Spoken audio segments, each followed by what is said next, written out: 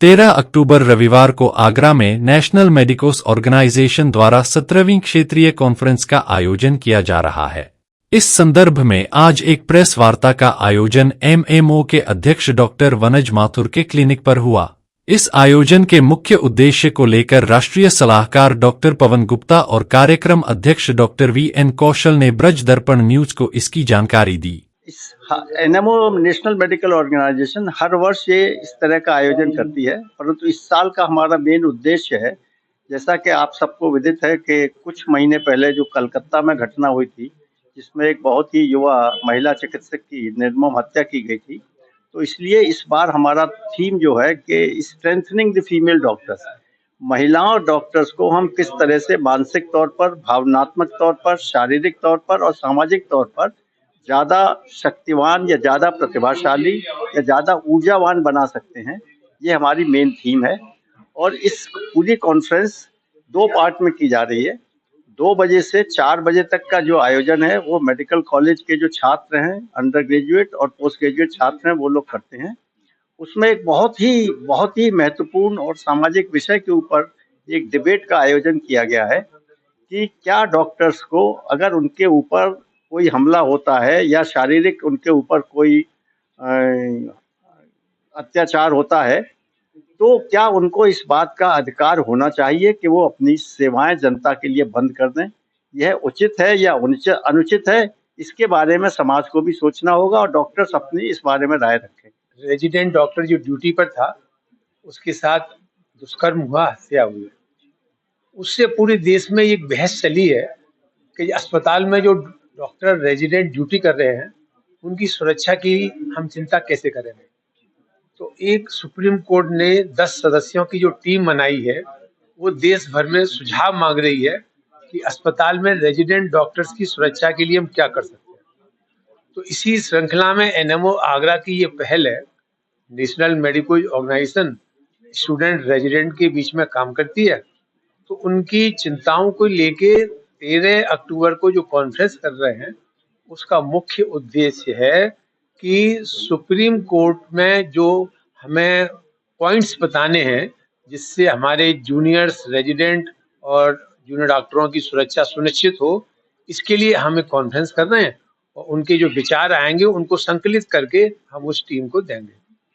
दूसरा विषय इसमें ये है, 1 जुलाई को हाल ही में जो पहले 304A मेडिकल नेग्लिजेंस का केस चिकित्सकों पर लगता था, उसमें कोई अरेस्ट का प्रावधान या कैद का प्रावधान नहीं था, जेल का प्रावधान नहीं था।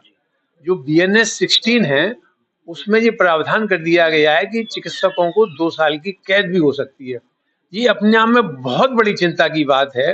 अगर किसी भी वजह से, चाहे कैसी भी परिस्थितियां हों, अगर चिकित्सकों को आप जेल भेजेंगे तो आगे आने वाली पीढ़ी डॉक्टर क्यों बनना चाहेगी।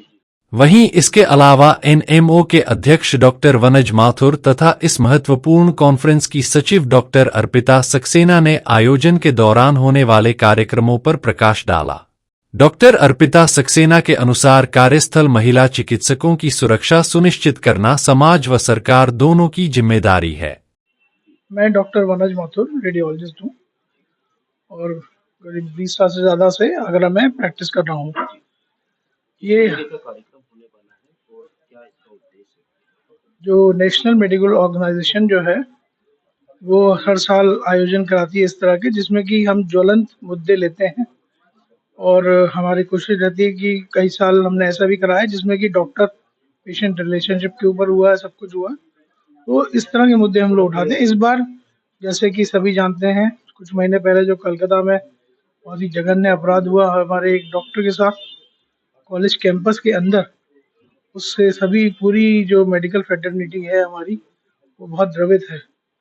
और इसीलिए हम लोग एक ये सुरक्षा का मुद्दा उठा के इस बार हमने थीम रखी है, जिसमें कि हम चाहते हैं कि जो हमारी महिला चिकित्सक हैं, वो उनकी सेफ्टी के बारे में वो खुद भी जागरूक हों, कुछ टिप्स लें जिससे कि वो कभी असामान्य स्थिति में अपनी रक्षा कर सकें।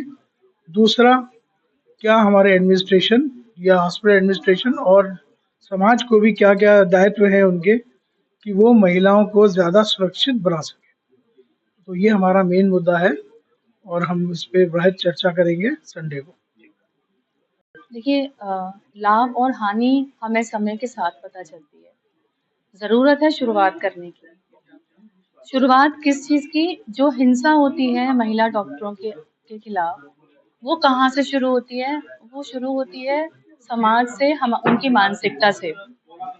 और अगर समाज, प्रशासन, हमारे मेडिकल कॉलेज का प्रशासन या हमारे साथी और हम खुद, अगर हम सब मिलके एक संवेदनशील माहौल बना लेंगे, तो इन सब चीज़ों की कभी आवश्यकता ही नहीं पड़ेगी। इसीलिए नेशनल मेडिकल ऑर्गेनाइजेशन सभी वर्ग के डॉक्टरों को साथ लेकर आता है, यानी कि एमबीबीएस के स्टूडेंट, पोस्ट ग्रेजुएट स्टूडेंट्स, जो यहाँ के बहुत पुराने चिकित्सक हैं वे लोग, हमारे मेडिकल कॉलेज का प्रशासन, हमारा आगरा का प्रशासन और एडवोकेट भी हमारे साथ जुड़ रहे हैं और हमारा चौथा स्तंभ यानी मीडिया भी इसमें जुड़ने वाला है। देखिए मुख्य अतिथि में सुकन्या जी ने इस चीज़ के लिए हामी भरी है। उनको मैंने बताया कि जो आज के ज़माने में, आज के समय में ज़रूरत है, वो ये है कि जो मेडिकल कॉलेज के छात्र-छात्राएँ हैं, उन्हें अपने राइट्स के बारे में, अधिकारों के बारे में जानकारी नहीं है।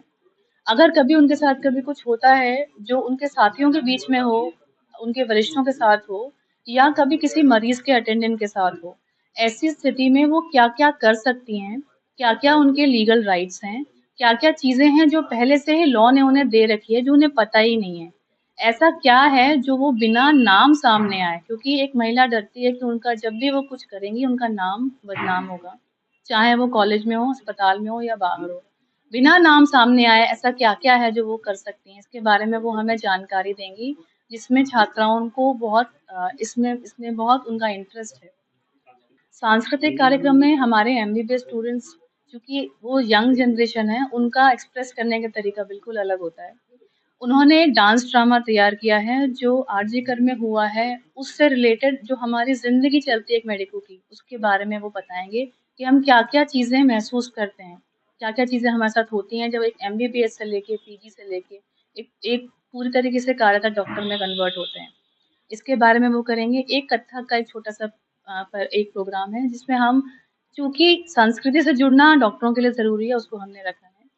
हमने इसमें महारानी अहिल्याबाई होलकर जी की जीवनी के बारे में एक छोटा-सा एक जीवन चरित्र के बारे में बताने के लिए प्रोग्राम रखा है। हमारे एक स्टूडेंट हैं एमबीबीएस के, वो इस बारे में बताएँगी, ताकि वो चीज़ें जो हमारी संस्कृति में पहले से थी, एक सशक्त महिला के रूप में वो थीं, वो उनसे इंस्पायर होकर आज की लड़कियों को भी इस बात का एहसास हो।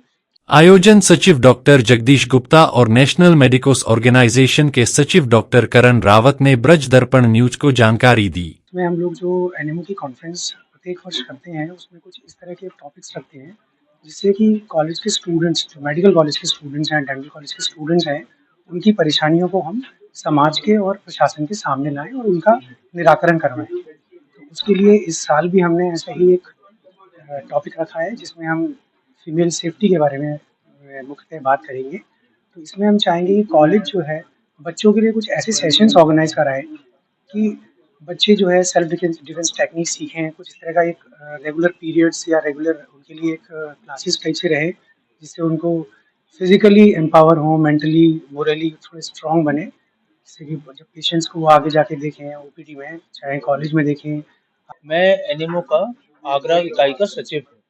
इस बार हम एनएमओ की 17th रीजनल कॉन्फ्रेंस करवा रहे हैं आगरा में, जो कि पीएल पैलेस में होने जा रही है, और यही विषय रहेंगे कि महिला की सशक्तिकरण, महिला डॉक्टर्स की सेफ्टी, और उसके अलावा जो हमारे स्टूडेंट्स हैं उनके साथ जो ये परेशानियां आ रही हैं उससे कैसे बचा जाए और और बेटर कैसे फंक्शनिंग हो, जिससे हम सरकार और जो स्टूडेंट्स हैं, जो डॉक्टर्स हैं, वो एक साथ मिलकर अच्छी दिशा में मरीजों के हित के लिए काम करें। प्रेस वार्ता के दौरान आयोजन से संबंधित एक पोस्टर विमोचन कार्यक्रम भी किया गया। इस अवसर पर डॉक्टर अंकुर अग्रवाल, डॉक्टर राघवेंद्र दुबे, डॉक्टर अरुण सिंघल व अन्य डॉक्टर मौजूद रहे।